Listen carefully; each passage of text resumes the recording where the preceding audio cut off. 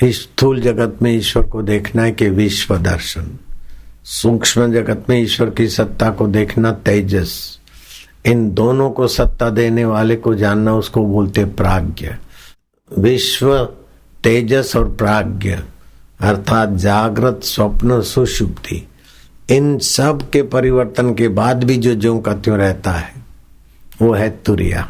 वास्तव में वो तुरिया तत्व भी अपने साथ ही है, अपने पास है। जागृत आई चली गई, स्वप्न आया चला गया, गहरी नींद आई चली गई, इन सब के जानने के बाद भी कोई रहता है, वो अपना आत्मदेव है। तो साक्षात्कार ऐसा नहीं कि कोई देवी देवता आ जाएगा अथवा छू मंत्र हो जाएगा। जो सदा साक्षात है उसको मैं के रूप में अनुभव करें। जैसे एक आदमी सिर कूट रहा था, किसी ने नकली खबर सुनाया कि तुम्हारा बेटे का एक्सीडेंट हो गया और भंवर कुआ के पास एक्सीडेंट भयंकर हुआ, फलानी गाड़ी थी, बाइक थी, नंबर ये था, और फलानी हॉस्पिटल में गया और दम तोड़ दिया।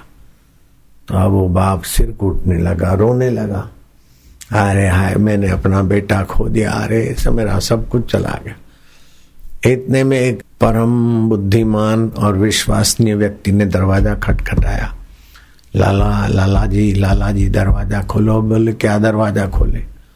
मेरे तो सारे दरवाजे बंद हो गए भाई, मैं तो मर गया, मेरा एक लोटा। अरे तुम दरवाजा खोलो, अभी तुम्हारी सारी मुश्किलें दूर हो जाएगा। अब मुश्किल क्या दूर होगी? मेरा तो ये आंखों का तारा था, आज्ञाकारी बेटा था, एक लौता था, चला गया। अरे तुम्हारे सब दुख मिट जाएंगे, दरवाजा तो खोलो। अरे भाई अब दुख कहाँ मिटेंगे, मैं तो मरा हूं, दरवाजा क्या खोलूं, मैं तो मर गया। जो ही दरवाजा खोला तो बेटा आगे कर दिया। बोले लो, अरे तुम बेटे? हाँ। बोले पिताजी मेरे को तो कुछ नहीं हुआ, वो तो दूसरा कोई छोरा मरा है, दूसरों ने अप्रैल फुल किया है आपके साथ। तो बताओ लाला जी के बेटे मरने का दुख टिकेगा? बेटे को खोजने जाएगा, उसके लिए रोएगा, अथवा बेटा कब आएगा इस इंतजार करेगा? सामने है। ऐसे ही जो सदा साक्षात है वो परमेश्वर के लिए खोजना भी नहीं, उसके लिए शोक भी नहीं करना, सुख को पाने का भी नहीं, खोने का भी नहीं, हो तो हाजरा हजूर।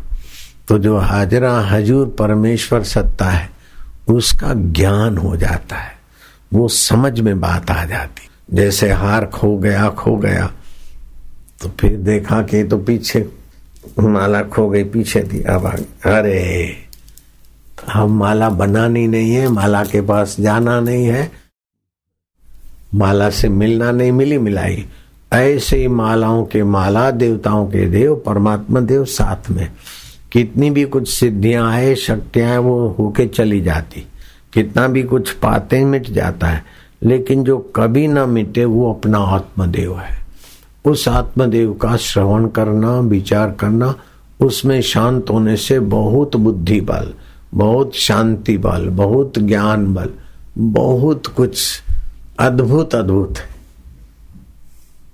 अभी वो दो कुछ छोटे काम करने वाले, छोटी बुद्धि के लोग थे तो 1000-1500 लोगों में कितना हल्ला गुल्ला, शांत हो गया। अभी उससे कुछ पुराने साधक बैठे तो कितना अच्छा लगता है। और अकेले में गुरुजी बैठे होते कमरे में ध्यान में, उस समय का माहौल कितना दिव्य होता है। तो जितना शांत आत्मा होते हैं, प्रसन्न आत्मा होते, निसंकल्प आत्मा होते, उतना आत्म वैभव सुविकसित होता है। तो जहां ऐसे पुरुष रहे हैं ज्यादा समय, वो भूमि तीर्थ क्षेत्र हो जाती। जैसे हरिद्वार में हर की पौड़ी तीर्थ क्षेत्र हो जाती, या और जगह जहां संत रहते हैं वहां का माहौल कुछ आध्यात्मिक हो जाता। तो ऐसे अपने घर में ऐसी जगह बना लो, और तीर्थों में या कहीं भी तपस्या की जगह पे ऐसा माहौल करो कि निसंकल्प अवस्था है हूं। ये बहुत छिछरापन है। छिछरे लोगों को डांट फटकार, पुलिस, डंडा, ये वो अनुशासन की जरूरत होती है। जो बुद्धिमान होते ना, उनको डांट फटकार की जरूरत नहीं होती, उनको अनुशासन की जरूरत नहीं होती, वो स्वयं अनुशासित होते। जो स्वयं अनुशासित होते हैं वो मान करने योग्य है, जो दूसरा टोके फिर अनुशासित होते हैं वो साधारण, और जो अनुशासन करे फिर भी नहीं माने तो वो डंडे के अधिकारी होते, अपमान के अधिकारी होते। तो गोपियों में ऐसा बड़ा भारी सद्गुण था कि स्वयं अनुशासित रहे। श्री कृष्ण नहीं चाहते वो गोपियां नहीं करती थी, श्री कृष्ण नहीं चाहते वो ग्वाल नहीं करते थे। तो सुखदेव जी महाराज ने कहा कैसी भक्ति, प्रेमा भक्ति तो हो लेकिन कैसी, यथा गोपी का नाम, जैसे गोपियों की थी। गो माना इंद्रियां, खुली आंख, भगवत रस पिए, योगी समाधि करे तब भगवत आनंद भगवत शांति, वो तो खुली आंख भगवत रस पिए, भगवत गुणानुवाद, भगवत चर्चा में माधुर्य में रहे। तो ऐसी भगवत भावना हो, ऐसी भगवत रस हो, ऐसी भगवत धारा हो, यथा गोपी का नाम। तो आप एक टक भगवान को देखे और उच्चारण करे फिर शांत होते जाए तो निसंकल्प अवस्था, निसंकल्प अवस्था बड़ी ऊंचाई को ले जाती। एकाग्रता है लेकिन एकाग्रता के गर्भ में संकल्प पड़ा है कि मैं एकाग्रता करके तपस्या करके बड़ा राजा बनूंगा, ऐसा रहूंगा, ऐसा होऊंगा, मेरी बराबरी का कोई नहीं होगा। तो ये वासना सहित तप हुआ। इस तप से भी ऊंचा है निर्वासनिक होने की साधना। तो भगवान ने गीता में कहा तपस्वी भ्यो अधिको योगी। तपस्वी के मन में तप करने की भावना है, अनुष्ठान करने की भावना है, कर्तृत्व बुद्धि है, जीव भाव को लेके बैठा है बूंदू। गुरु की आज्ञा से जब करते तो बूंदू बना मिट जाता है, शहनशाही हो जाता है। कुछ चाहिए तो गदाई है, कम चाहिए तो खुदाई है, कुछ नहीं चाहिए शहनशाही है। तो ब्रह्मवेता की कृपा वहां तक ले जाती। अपने लिए कुछ नहीं, जो कुछ करो औरों के लिए कर डालो, अपने आप में तृप्त रहो। तो ये बड़ी ऊंची अवस्था है। तो हिरण्याकश्यपु ने तप तो किया लेकिन अपने को विशेष बनाने के लिए। रावण ने तप किया अपने को विशेष बनाने के लिए, विशेष भोगने के लिए। तो विशेष बना भी, विशेष भोगा भी, अंत क्या हुआ? कुछ नहीं। तो जो बनता है मिलता है वो छूट जाता है, लेकिन जो बनता नहीं मिलता नहीं मौजूद है उनको केवल जानना है। वो लाला का बेटा को बनाया नहीं गया, मौजूद था, केवल दिखा दिया गया। ऐसे ही वो परमात्मा का स्वभाव गुरुदेव दिखा देते, उपदेश देके विवेक की आंख जगा के अनुभव करा देते। किसी को बोलते ब्राह्मी स्थिति, तो अनुभव करा देते तो उस समय तो आ जाता है, लेकिन फिर टिकाने के लिए थोड़ा समय चाहिए। अभ्यास, आवृत्ति रस कर उपदेशात। तो अभ्यास करते करते करते जो हल्का सजातीय प्रवाहश्च विजातीय तिरस्कृतु, जो सजातीय प्रवाह है, जहां जाना है उस विषय के विचारों को, उस विषय के भावों को, उस विषय की स्थिति को सुरक्षित करना और उसके विपरीत के कर्मों से अपने को फारग करना, ये अभ्यास है। तो श्री कृष्ण कहते हैं अभ्यास योग युक्तेन चेतसा नान्यगामिना परम पुरुषम दिव्यम याति पार्थनुचिंत्य। अभ्यास योग से आपकी चेतसा अन्य अन्य में तो जाए लेकिन उद्देश्य अनन्य में रहे। अन्य एक आत्मा है, अन्य अन्य अन्य। देखना अन्य है, सुनना अन्य है, सूंघना अन्य है, चखना अन्य है। चखना शब्द कहा लेकिन कितने स्वाद, देखना कहा लेकिन कितने दृश्य, सुनना कहा तो कितने शब्द। तो शब्द स्पर्श रूप रस गंध 5 विषय हैं, लेकिन एक एक विषय कितने वैरायटियां, देखने की कितनी चीजें। वर्ल्ड टूर करो फिर भी देखना बाकी रह जाता है। स्वर्ग देखो फिर भी देखना बाकी रह जाता है। ऐसे कितना भी सुनो फिर भी सुनना, सब नहीं सुन लिया, सुनना बाकी रह जाता है। कितना भी चखो फिर भी चखना बाकी रह जाता है। तो इसका कोई पार नहीं है। तो अन्य अन्य अन्य का तो पार नहीं है, लेकिन अन्य अन्य में जो अन्य नहीं है अनन्य है। जिसी ने देखा उसी ने सुना।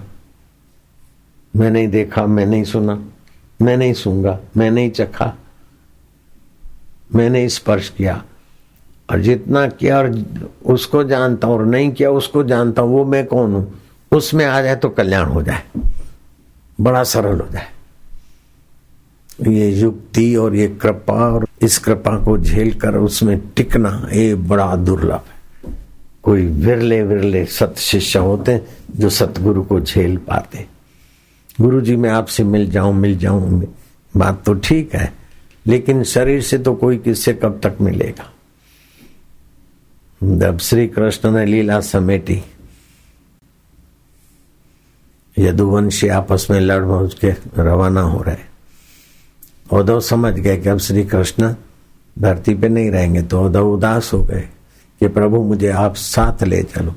तो भगवान ने कहा साथ तुम मेरे से ऐसे मिलो कि कभी मेरे से बिछड़ो नहीं। तो उद्धव को तत्व ज्ञान का उपदेश दिया, आत्मज्ञान का, और जाओ बद्री का आश्रम एकांत में अभ्यास करके मुझसे मिलो, जहां मैं हूं वहां तुम अपने अंतःकरण में पहुंच जाओ। ये उद्धव को बता दिया मुझसे मिलो। बाहर से तो बचपन से ही मिलते थे, लेकिन वास्तव में कृष्ण का जहां मैं है, उद्धव का मैं भी वही है। तो जाओ मुझसे मिलो बद्रिकाश। तो श्री कृष्ण ने पात्र भेद से 4 प्रकार के साधकों का मार्गदर्शन किया। जो उद्धव जैसे हैं ऐसे को कहा कि सब झंझट छोड़कर एकांत में चले, अंतर आत्मा में मुझसे मिलो। अर्जुन को कहा कि तुम सब कुछ मेरे लिए करो, माम अनुसुम्र युद्ध स्व, मेरा सुमरण करते हुए युद्ध जैसे घोर कर्म करो, लेकिन सुमरण मेरा करो। सब कुछ ले आओ और मेरे लिए करो। अर्जुन के लिए वो उपदेश दिया। और युक्ताहार विहार से, ठीक खाओ ठीक रहो और अभ्यास करो, धारणा करो, ध्यान करो, समाधि करो और मुझसे एकांत में शुद्ध होकर मिलो। ये जो एकांत साधना के रुचि वाले हैं उनके लिए वो। और चौथे तुम जैसे भी हो केवल मेरे हो जाओ। यद करोसी यज्ञोक्षी यज्जु होसी, जो सूंघते हो, जो करते हो, जो हवन करते हो, लेते हो, देते हो, मुझे अर्पण कर दो।